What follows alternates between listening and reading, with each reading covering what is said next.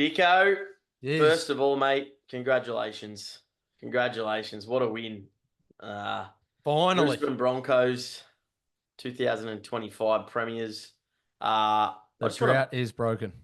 it is broken, 19 years. Huge, huge parts of the game to talk about. So many things from the review itself. Madge, Broncos keeping teams scoreless in second halves. The Churchill, Ben Hunt, injuries, HIAs. We'll be going through all that. I just want to give ourselves a bit of a pat on the back here. I like it. We predicted both the wooden spooners in the Knights. Well, that wasn't a hard one, really, was it? For some people, maybe. Yeah. And we also predicted the Broncos to be premiers. I don't think too many people would be able to say that at the start of the year. I reckon well done to both of us there. I think across the board predictions this year have been Well, we unbelievable. also both had, if the Broncos were to win, I had Walsh, and I'm sure you did too, as the Clive Churchill. Yeah. So No, and I had Adam Reynolds actually. yeah, so Yeah. we were spot on there. Like we're a team here at Nostradamus, so we were spot on there with that as well. Yeah, it was an amazing atmosphere, Dicko. I mean, you and I were both at the game in the prelim where Broncos defeated Penrith. I was fortunate enough to be able to go to the game myself on the weekend. What an atmosphere. 70% Broncos fans Yeah, how good. at the ground.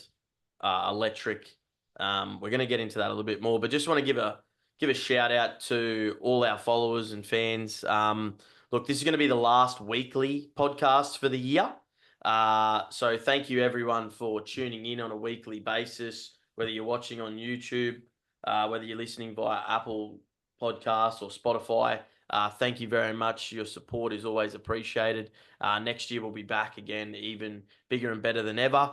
However, we will be uploading some extra little snippets across all of our platforms. Some signing news, some other little announcements coming our way as well, leading into Vegas for next year. But if you want a little bit more detailed and frequent information, obviously you can see it across all our social media, via Facebook, by Instagram, by X. And for those who don't know, we have a private WhatsApp group called Club Nostra. If you want any information, send us a DM. We'll put up a link when we upload this episode. And yeah, look, get around it. It's free access to anyone until the end of the year. And it has literally everything that you need to know about rugby league. Further to what you're saying is, like, honestly, if you are a rugby league tragic, like we are, and want to be across everything, that is the place to get your information. Like we're very active on that WhatsApp group in terms of what we know and when we know it. When we find it out or hear about it, we post straight away into there before sort of anywhere else. So that's where you want to be.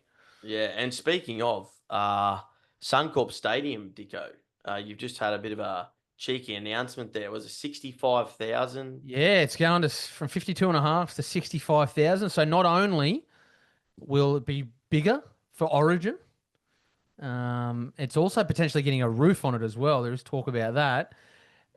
Broncos have now exceeded, I think, about 60,000 members. So I think they're first club ever to get to that mark. So, everyone watched the grand final. They heard the call from the captain, build a bigger stadium and we'll fill it. And no doubt there were people, we know that there were many people that wanted to go to the prelim last weekend and couldn't get there because they couldn't get a ticket. And we know Origin sold out in 10 minutes. So they will have no trouble filling a stadium of 65,000, and Brisbane needs it. Easy. Now, before we dissect the grand final day itself, Dicko, just want to talk about the Kangaroos squad because there's been a lot of chat about who's going to be in, who's going to be out. There's actually a couple of laid outs for those who haven't heard. Yeah. So Xavier Coates and Zach Lomax are both out.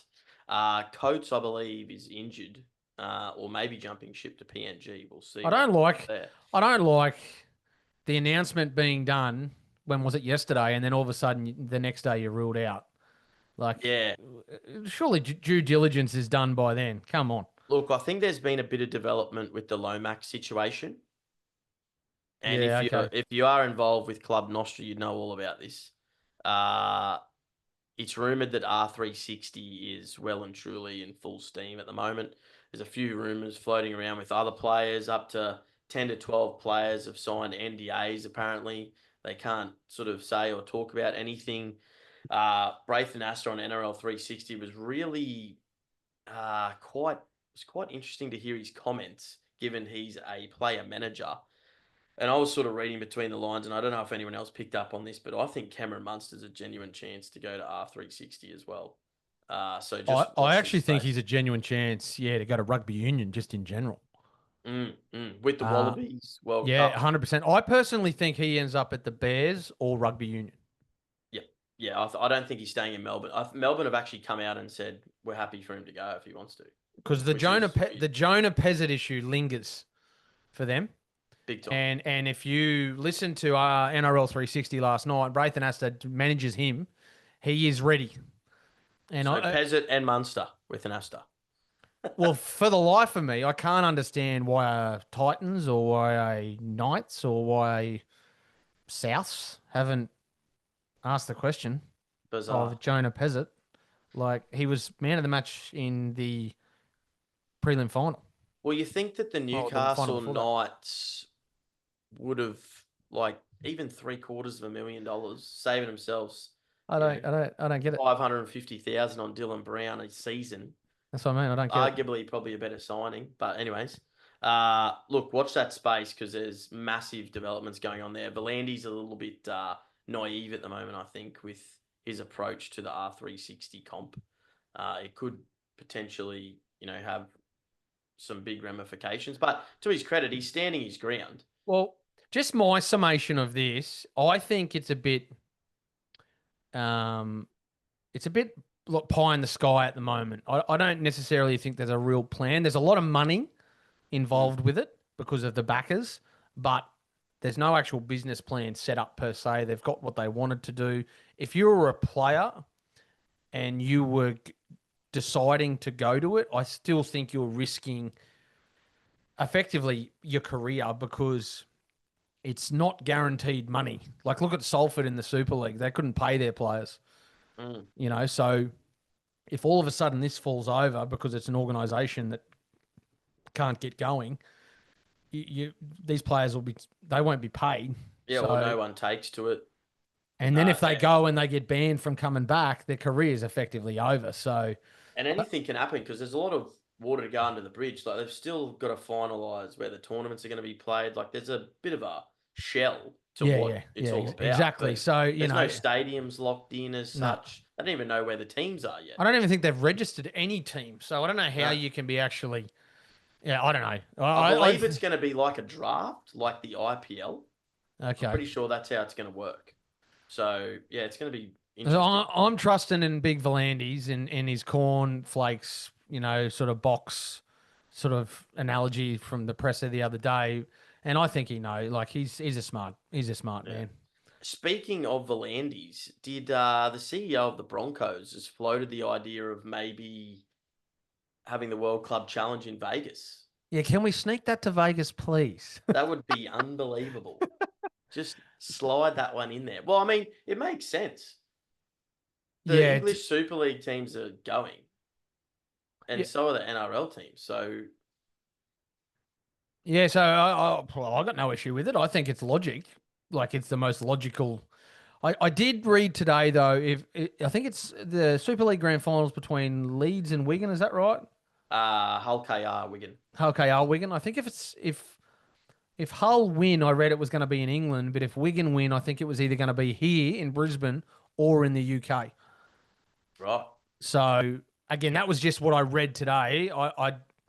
The Vegas thing matches up beautifully. I'd love that. I'm hoping that. We're not biased at all. Are we going or something? No, I'm sure I've got flight for it, but no, I know the Broncos are pretty keen on playing it, and I know the NRL want to bring it back, and I think it's great. I don't mind it at all. I think it's a great preseason game for an NRL team. The Oh, you got the NRL biggest Premier. club. You got the biggest club in the NRL with the most, biggest supporter base, And a final tune-up for the season against a very good quality opposition. biggest commercial deals. Yeah, Like it does make it's a sense. no-brainer. Let's see what happens there. Now, grand final day itself, Dicko. Massive congratulations to the Warriors, New South Wales Cup side, and of course the Broncos NRLW team. Look, Queensland as a whole, absolutely pumping this year. Obviously, don't want to talk about other codes, but the Lions in the AFL, obviously Brisbane-based team. Then you've got the mighty Maroons getting up, followed by the double by the Broncos organisation.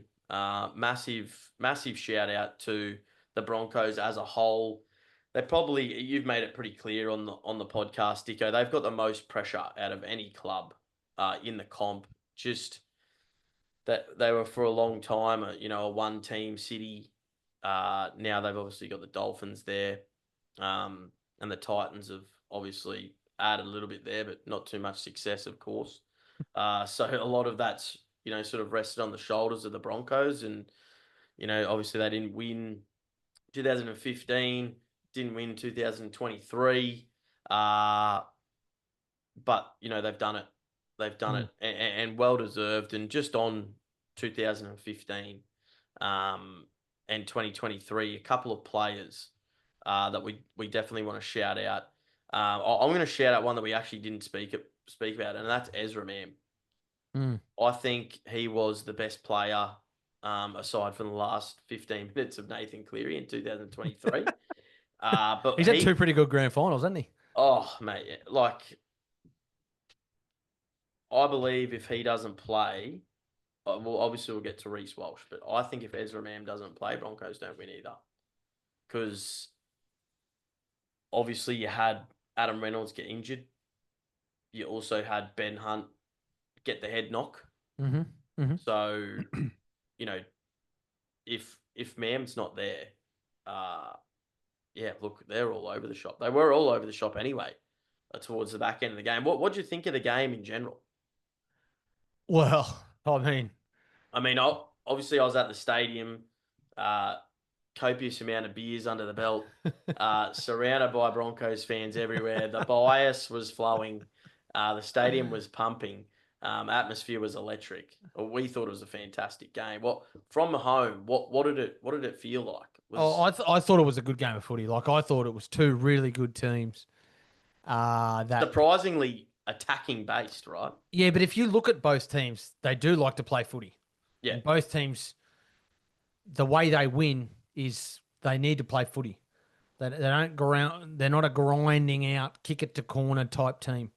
Melbourne and or Brisbane. They're not a, we spoke about last week, Penrith, very methodical, kick up, back your defence, same thing over and over again, wait for a mistake. These two teams that played in the grand final, they're not like that.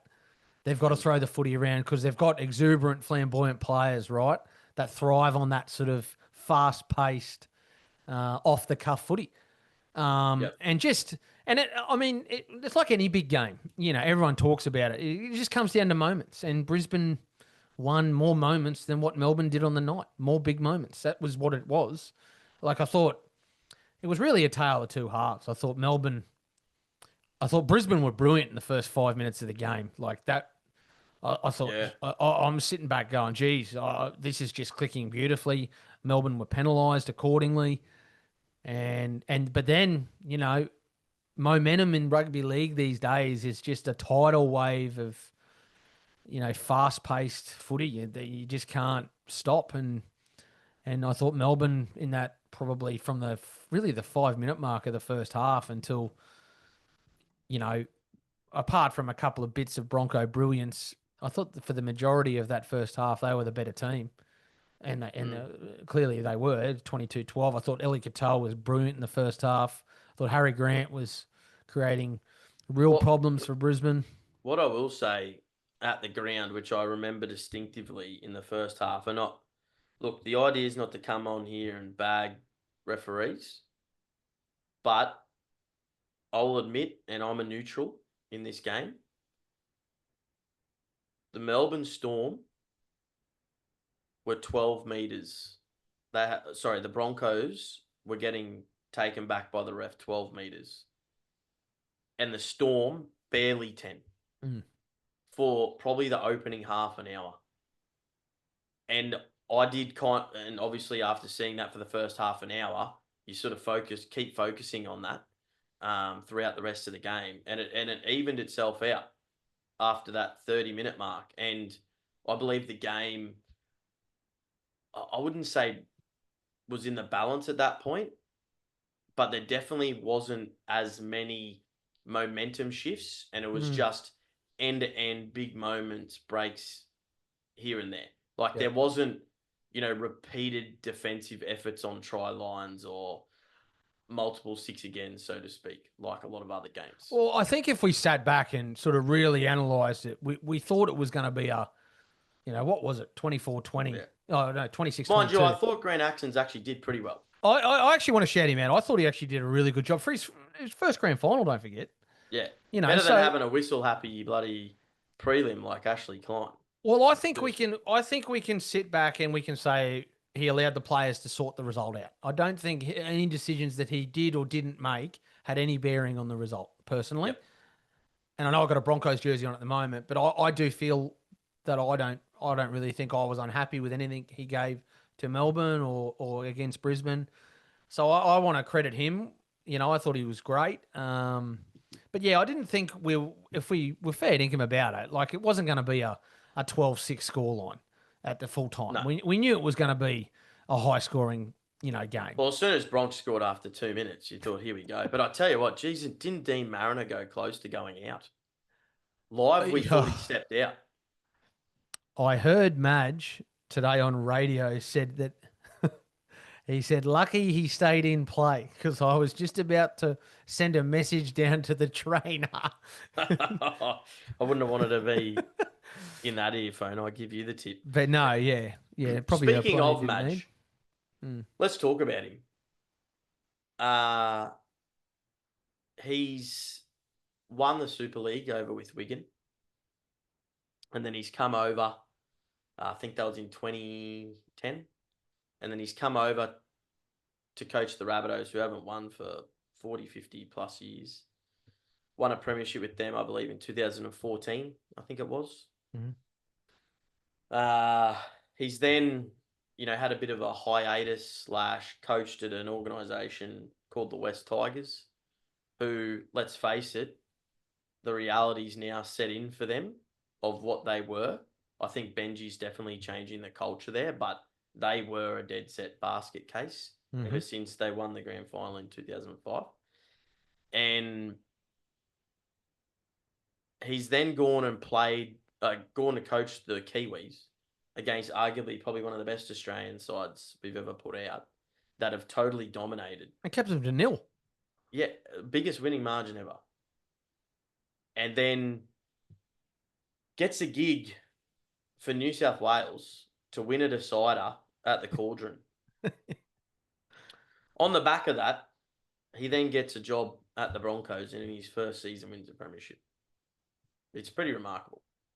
And it is, and it's not just like the accolades. I think speak for himself, right? I think we all know he's a very good coach.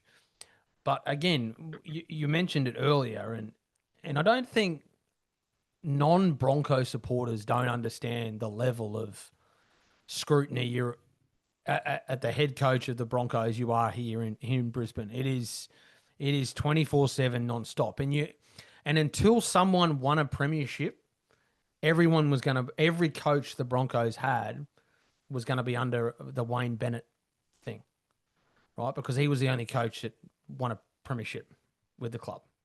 So until someone actually did it, and then you couple, a club legend gets sacked and you effectively take his job.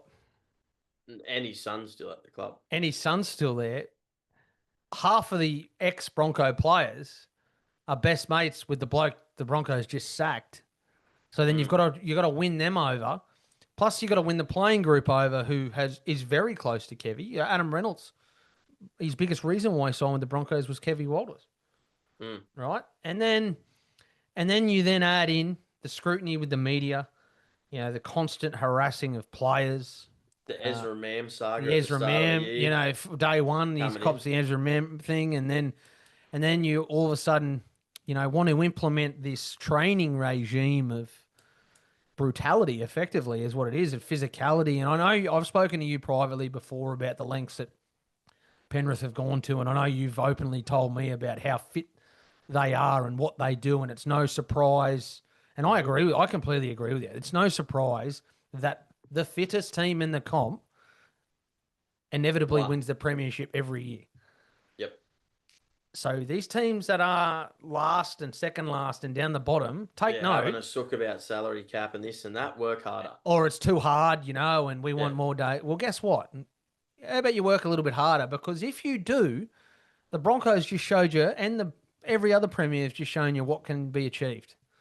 So I think I think it's a credit to him, and there was some issues through the year. We could all see that with some performances and maybe some players were offside about the intensity that Madge was at, and we believe that Benny Hunt and Adam Reynolds went to Madge at a point in time during the season and just said, look, the constant intensity of your coaching ways is just not helping us here. We need an out.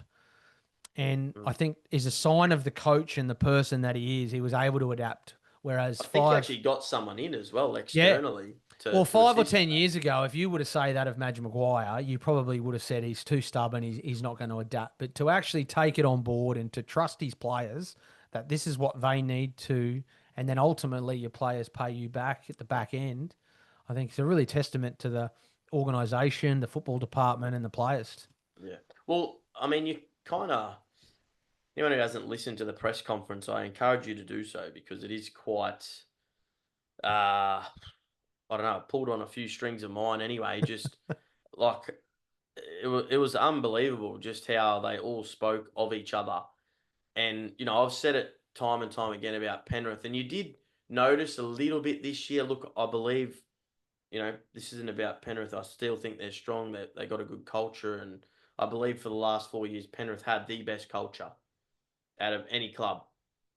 And I believe Jerome Luai leaving is bigger than what people think about culture, and probably was the difference maybe this year. But you could tell by bringing in Ben Hunt and the culture of the Broncos that there was a lot of reasons to play for certain things this year. Obviously the Ezra Mam thing that we spoke about earlier. You've also then got, redemption from 2023. It's proving everyone wrong. I mean, they were a wooden spooner in 2020. Well, the Broncos, and you had, and I actually read this today, and I forgot about it. Katoni Staggs, Paddy Carrigan, Payne Haas, and there was another. I think it was Kobe Hetherington played in those wooden spoons. Yeah, and could have seeked, and we wouldn't have stood. No, as a supporter, I wouldn't have stood there and gone, you know what, I don't begrudge you for leaving. We're a basket case 5 years ago. And they've stood the test, backed the organisation, and then look what happens. So it's a really sort of blueprint of how, the Knights and the Titans and that should go about their football business in the future. Well, I guess what it does, and you've played for sporting teams, I've played for sporting teams. Every sporting team that I've been a part of that's been successful, we've always been the fittest and worked the hardest. And I think when you do that, you just don't leave anything to chance, or you've got no excuse then. No, because you've given it your all, and that's all you can do. Whereas I reckon if you asked questions about fitness, attitude alone from let's even call it the whole bottom half, or let's go 10th and under, because I think the Dolphins were quite admirable this year. But if you go 10th and below, I think every club, if they spoke honestly about where they're at as an organisation, they would need improvement there. Significant improvement there. Yep. And credit where credit's due, the Broncos kept Penrith scoreless in the second half of the prelim, and then kept Melbourne Storm scoreless in the second half of the grand final, which is insane. Yep. You know, we're talking about probably the two best clubs in the modern era. Yep. That in the biggest games of the year, they've been down and kept the opposition scoreless to then come home with a wet sail. You know, it's actually crazy to see what they've done. I mean, I think I spoke about it last week. When Ezra Mam and Adam Reynolds went down injured against the Storm and they lost round 23 or 24, whenever it was, they were sitting in not a great place. And they managed to work their way back into the top four, which just proves culturally, attitude, fitness, where the club was at. And to then, against the Raiders even, they were down, what, 28-12 or something? 28-12, yep. With 15 minutes to go and won, 26-12 or whatever it was. To do it down in Canberra as well. Like, it's just amazing. And I mean, let's address the. I also, just on Madge before we move, I also think we undersell the, and this is for all head coaches really, the tough decisions that coaches have to make, right? Because inevitably in every grand final success, there's hard luck stories, right? You know, Ben Tolte played in the prelim final. We watched him against the Panthers. He was solid. Yep. He was solid. Didn't do anything. He's been solid every game. And he's played every game from when he got to the club. Every single game he's played. He's even snuck over for a few meat pies. That's right. And he was tapped on the shoulder and said, "Mate, I'm not going to play you this week in the grand final." Now he's entitled to, you know, think he's hard done by. I would have thought, you know, because we're going to go with, you know, Tyson Smoothie because of the versatility. And I thought Tyson was great in the last two games. But, you know, Selwyn Cobbo, Jesse Arthurs at the start of the season, if you asked me, like, I would have had Cobbo and Arthurs as my two wingers. But yeah, and he dropped them. And then the performances of Mariner and Karapani through the whole, you know, apart from Bryant Toto, they were the two best wingers in the whole final series, I believe, apart from Bryant Toto. They were Alamotti was. Oh, sorry, and Alamotti as well. Yeah, sorry. Yeah. But you know what I mean? Like, I just thought they were solid as rocks. And, you know, Madge made the tough call on dropping Cobbo and Arthurs. And Arthurs played in the grand final in 23, you know, and was probably one of the best players in that grand final, actually. So, you know, I just think, you know, sometimes we just undersell the tough decisions and that the coaches, but that's what they get paid to do, obviously. But yeah. And it proved a masterstroke, actually, the Tyson Smoothie, because let's talk about, obviously, Adam Reynolds. Was it his calf or a hamstring? Calf. Did it get confirmed? Calf. His calf. Just side note, is it time for him to hang up the boots now? No, I don't think so. I purely think he was rushed back, and it was potentially overcompensating for, yeah. And I think he'll be all right. If I was Ben Hunt, though, I'd walk away. I must admit. Yeah. If I was both of them, I would. Honestly, I would. You've got Kobe Black there. You've got Ezra. There you go. You know, this is the future. Yeah, well, when we preview their next season, I'll talk, and stay tuned. We will do a bit of a preview. I will talk about the Broncos and what I think they should do next season. But yeah. Yeah. Speaking of the preview, first weekly episode next season will be the Tuesday before we leave for Vegas. Yeah. And we'll do a full in-depth preview then before we go. Now, Ben Hunt gets HIA'd. Adam Reynolds gets injured. They're effectively playing with Corey Pakes at hooker, Ezra Mam at half, Tyson Smoothie at 5'8", or the other way around, however you want to look at it.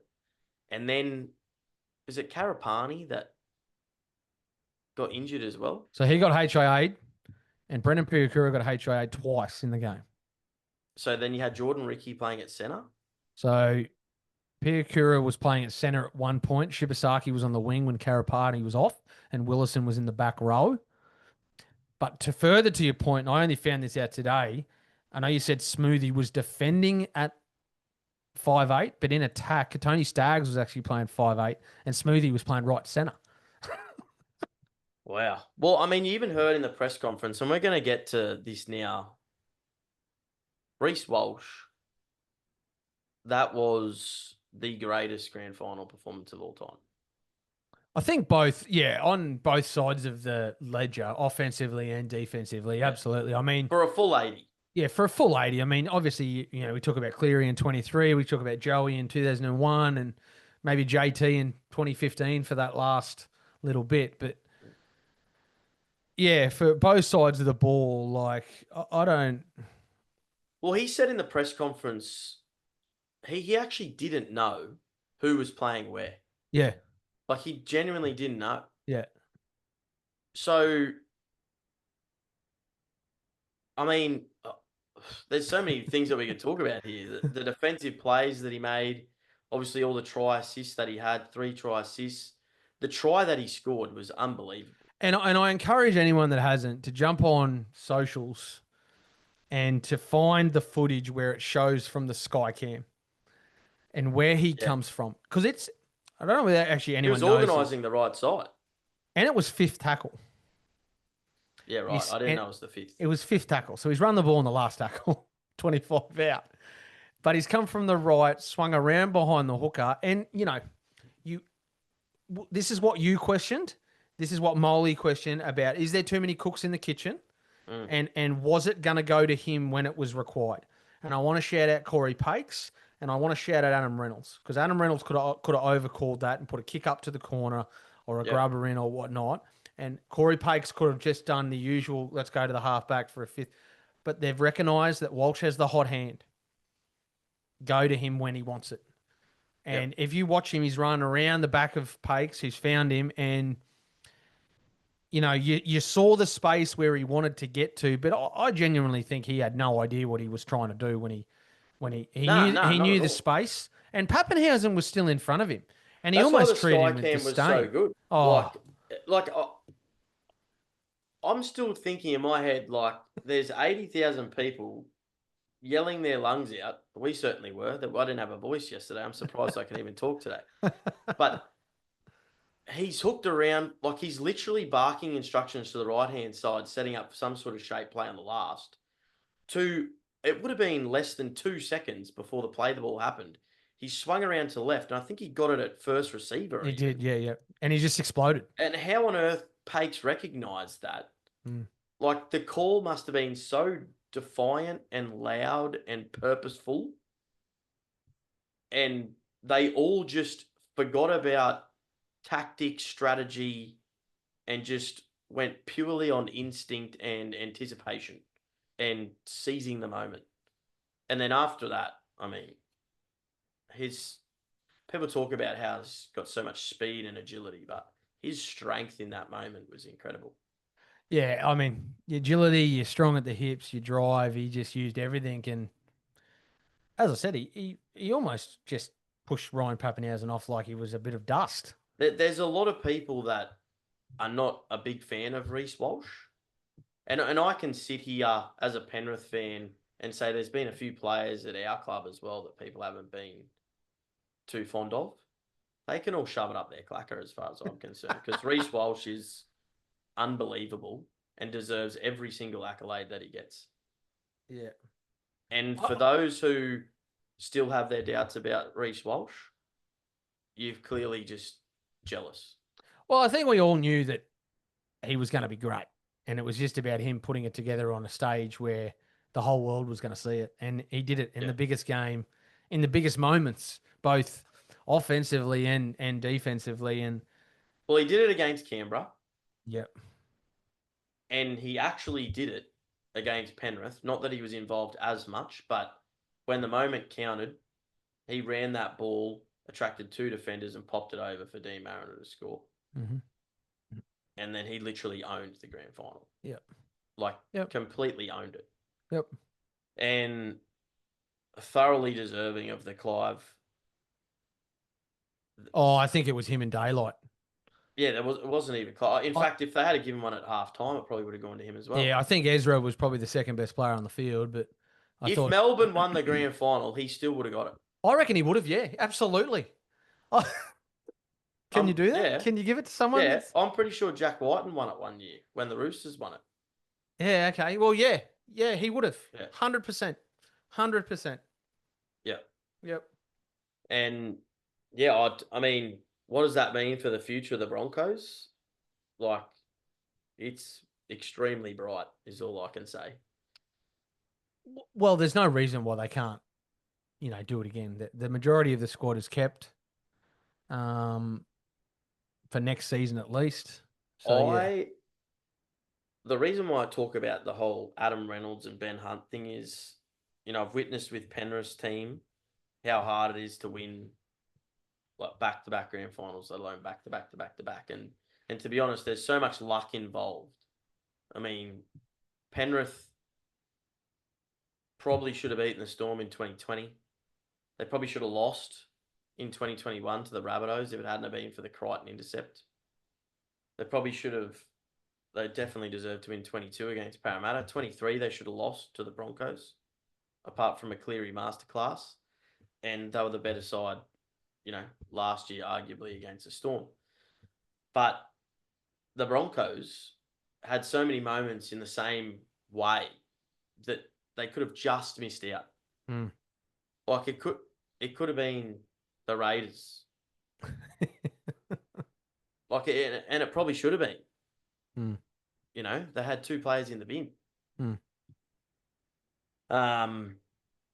Yeah, Matt, really happy for the whole club because I think when the Broncos are successful, and I'm not talking about winning competitions, but I'm talking about successful. I think rugby league's in a great spot because it means Queensland's successful. It means people are engaging here, and I think it was the proof's in the pudding at the TV ratings and the ratings coming out of the game. They were just insanity. You effectively had 3 states covered.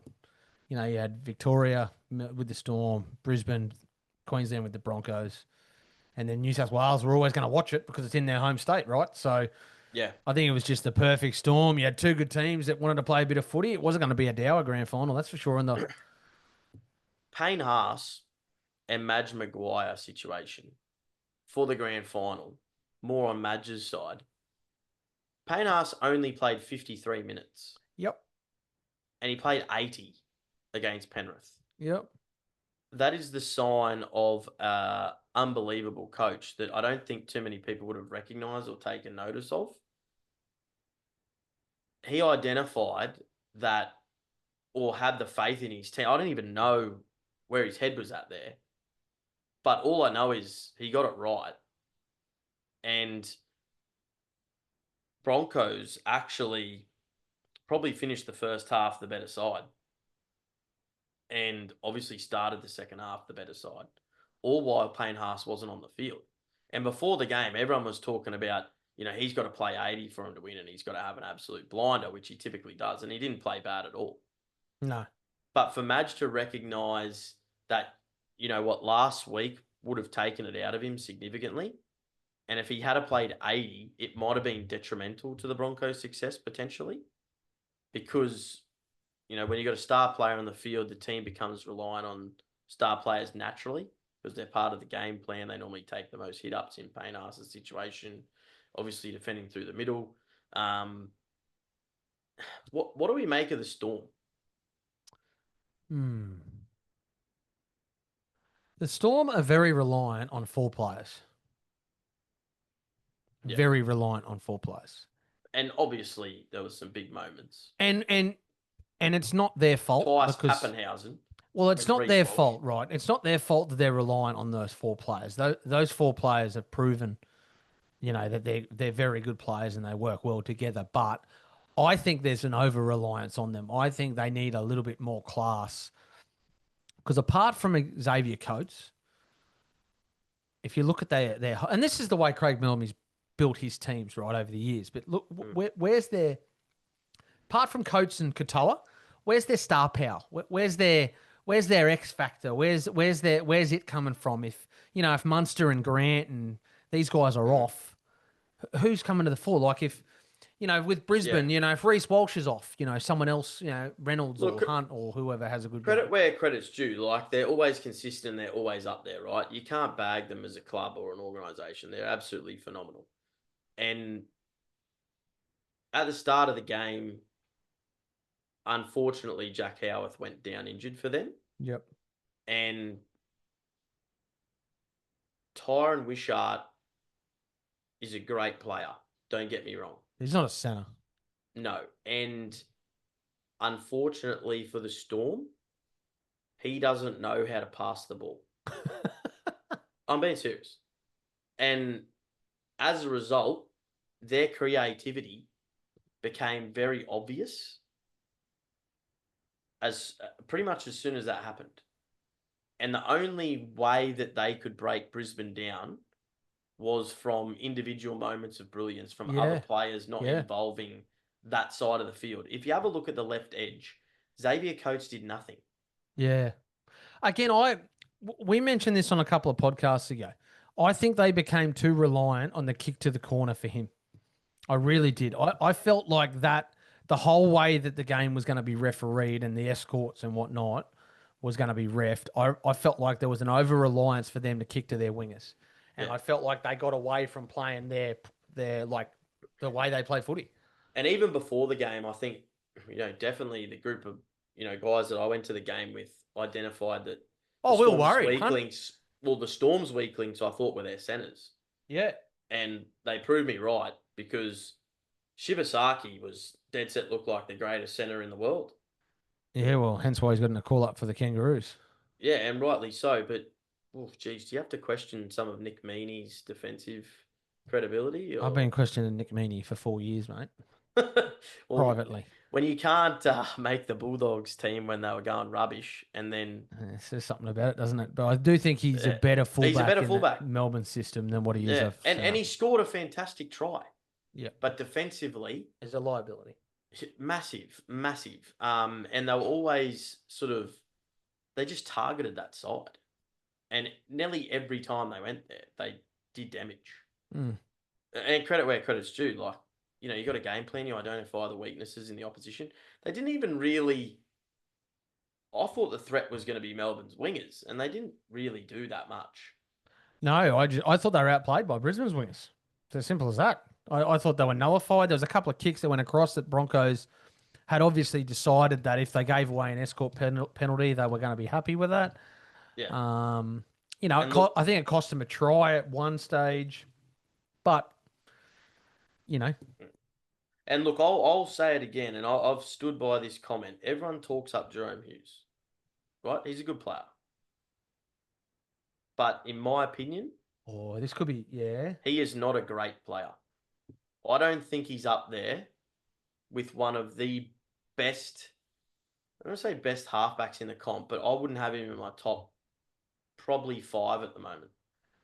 I think his kicking game is not up to scratch.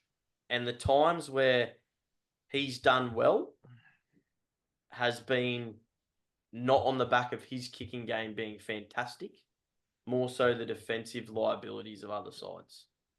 Whereas you take a Adam Reynolds or a Nathan Cleary, their kicking game fantastic. I agree with you. Running game, great. I agree with you, sort of. Like, I've been tossing up whether to say this tonight or not. I think we have to question Jerome in big games. Yeah, that's what I'm getting at. Yeah. Like, he's a great player against average opposition. Or in the regular season. He's won a Dally M. So he's a great regular season player. Ponga.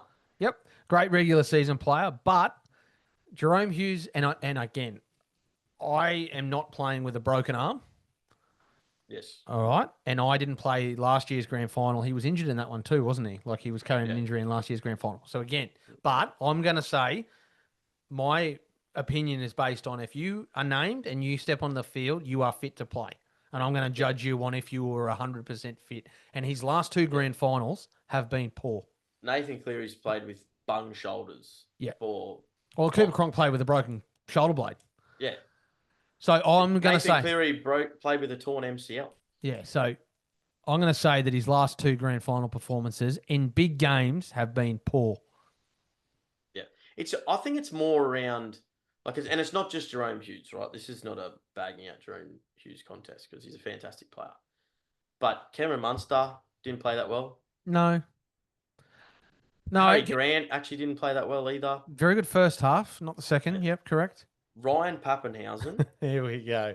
I love it. Is garbage. I wouldn't even have him in my top 10 fullbacks in the comp right now. Garbage is harsh. But I've said it. You go back and listen to all the podcasts. Put him in the Nico Hines bracket. He is Nico Hines. But not because of him. Purely because of his unfortunate situations with injuries. Yeah. That's all I'm putting it down to. It's not a knock on him. I'm just spitting facts here that I just don't think he's that player. And you'll see him go to R360. I think he knows. That I think he's gone. Yeah. You'll see him at R360. Yeah, unfortunately for Ryan, I think his speed was his one wood. And unfortunately with injury, I feel like he's gone probably 10% off his top speed. And I just don't think he has the other assets to his game. Well, he would have scored that try with the breakaway down the right wing. That Reece Walsh caught up to him and he tried to do a flick pass back inside. So if that was 5 years ago, you're saying he would have scored? Oh, even 2 years ago he would have scored. Yeah. Probably. Yeah, I'd probably agree with you. I still can't believe he didn't go for the line personally. I wasn't at the game. But does that say something about like his headspace though? I think he doesn't have confidence in his body. Absolutely. Yeah. Like he's got that strapping. He was only 10 meters from the line. Well, he had that strapping all over his thigh. Like I don't know what that is an aid of, but yeah, I definitely think he's lost confidence in his body for sure. But look, the Storm are an awesome organisation. We've been writing them off every single year. You know, even if they lose Pappenhausen and Munster, we'll still write them off, and they'll probably still finish in the top 4. That's just the type of organisation they are. But again, Dicko, congratulations to you, mate. It's been a long time coming. I'm glad that one of us had some success this year. You've had enough for a little bit. It's okay. Yeah. I'm still hurting, but just give me 12 months. Look, mate, honestly, obviously extremely biased here, but I'd be worried if you're not Penrith or the Broncos for the next few years. I'd be pretty worried about where your club. I definitely think there's some organisations that need to lift for sure. Because I think that both of those clubs are in dynasty eras right now and will probably dominate the next 5 to 10 years. Let's hope so, because it's going to create some good games for you and I, that's for sure. Oh, absolutely. Now, last but not least, Dicko, we just want to give a massive shout out to our sponsors for this year. In particular, Create Merchandise and Gripstar Socks. Thank you so much for your support for not only us, but our entire page and community. For those who haven't checked them out, please go and have a look at our socials. We have discount codes galore. Gripstar Socks is worn by the great Reece Walsh himself. I was just about to say that, yeah. All our merch is through Create. Fantastic guys. We hope to have them both back on board again next year. And thanks everyone for listening and tuning in throughout the season. Dicko, is there anything you want to say, mate?